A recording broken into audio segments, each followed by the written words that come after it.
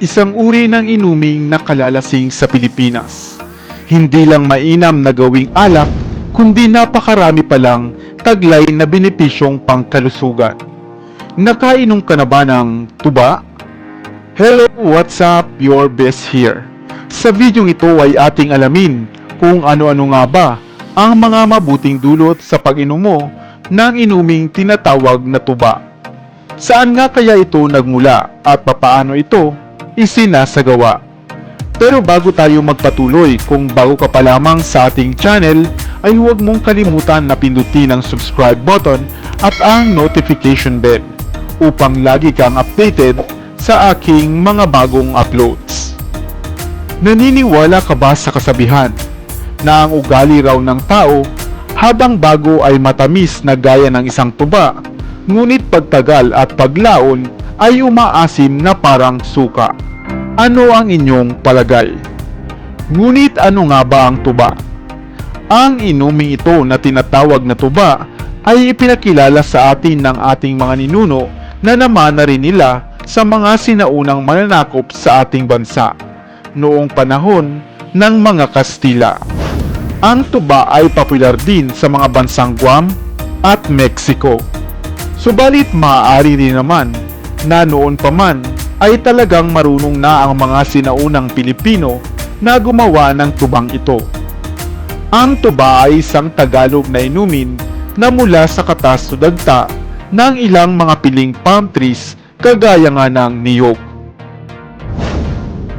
At bago natin pag-usapan ang mga benepisyong daladala ng inuming tuba, ay alamin muna natin kung papaano nga ba nila ito ginagawa.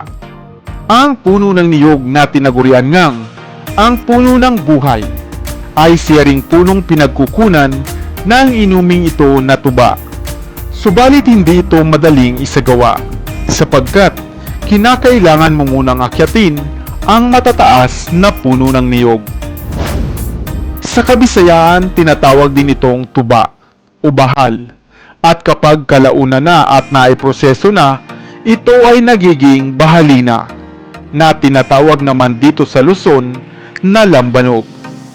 Ang bulaklak ng niyog na hindi pa bumubuka ang pinagkukunan ng tuba, na hinahaluan nga ito ng barok o powder buhat sa isang mangrove tree at kadalasan ay kulay pula, o maaari din naman na buhat sa puno ng bakhaw.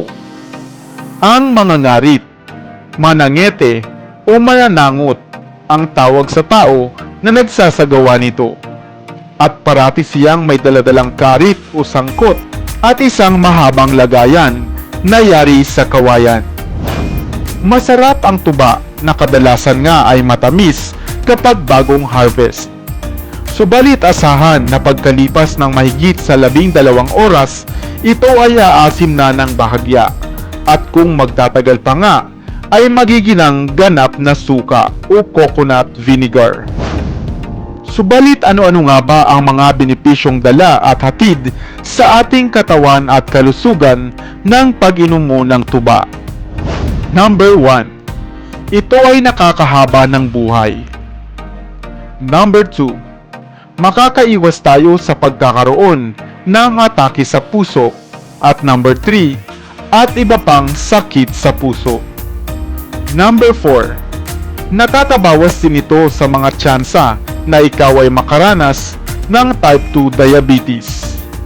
Number 5, nakakatulong upang makaiwas tayo sa pagkakaroon ng katarata. Pang-anim, mapapababa rin ito ang posibilidad na tayo ay magkaroon ng colon cancer. At higit sa lahat, ay hindi tayo maagang magiging makakalimutin. Kaya ano pa ang hinihintay mo? Uminom na ng tuba. Subalit tandaan na lahat din ng labis ay masama. Kaya drink moderately. Ang tubo o sugar cane ay isang halamang kauri din ng mais at sorghum, na isang uri ng damo at kabilang sa grass family ng Poaceae. Karaniwang itinatanim sa mga tropikal at subtropikal na rehiyon gaya dito sa atin sa Pilipinas ang mga tubo. Ang matamis at nutrient-rich extract buhat sa puno nito ay mayaman sa mga vitamina katulad ng vitamin A, vitamin B complex, vitamin C, antioxidants at mga mineral. At maaaring hindi mo pabatid o hindi ka pa nga pamilyar sa alak na gawa nga buhat sa katas ng puno ng tubo na kung tawagin ay basi. Ito ay buhat nga sa katas ng tubo na pinakuluan at sinangkapan ng ilang mga herbs at sanga ng samak tree upang mas mapasarap pa ang lasa nito. Batid mo rin ba na dito lamang sa atin nagmula o ginagawa ang inuming ito na basi? Kadalasan sa Ilocos Region at sa mga kalapit pa nitong probinsya. Mayroong dalawang klase ng basi. Ang basi babae na kadalasang matamis at basi lalaki na mas mapait naman ng konti ang lasa. Bagaman ito ay isang uri ng alak na marapat na ikonsumo moderately, ang basi ay napakarami rin palang gamit at pakinabang sa atin. Una, kadalasan nga itong ginagamit sa mga ritual o golgot o funeral rites na pagkatapos ng libing bilang isang mahalagang bagay sa pagtataboy ng kamalasan, lungkot at pagdadalamhati. Ito rin ay makatutulong upang malabanan ng ating katawan ang mga free radicals at isang mainam na antioxidant. Ayon din sa pananaliksik at pag-aaral, ang pagkonsumo o pag-inom ng basi ay makatutulong upang mapalakas ang ating resistensya at ang gut health ng isang tao. Sa ibang lugar naman sa Hilaga katulad sa Ilocos Norte, Nagilian, La Union at Pidig, ipinagdiriwang din nila ang Basi Festival na sumisimbolo sa lokal na kultura at pagkakakilanlan. Kaya mapa-fermented man o sariwang tubo, ito ay napakaraming pakinabang, isang natural na inumin, at may pagmamalaking sariling atin. Ikaw, nasubukan mo na rin bang kumain ng tubo? Sana ay may bago kang natutunan sa videong ito.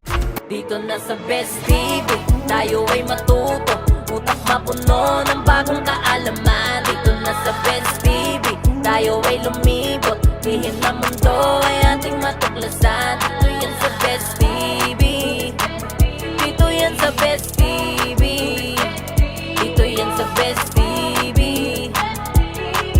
sapagkat ang mga laki may alam. Dito yan sa Best TV. Tara bes, sabay-sabay tayo na matuto, pagkat dito sa mundo lamang ang siyang marunong. Ating utak salina ng panibagong dunong, mga bagay na sa buhay ay makakatulong.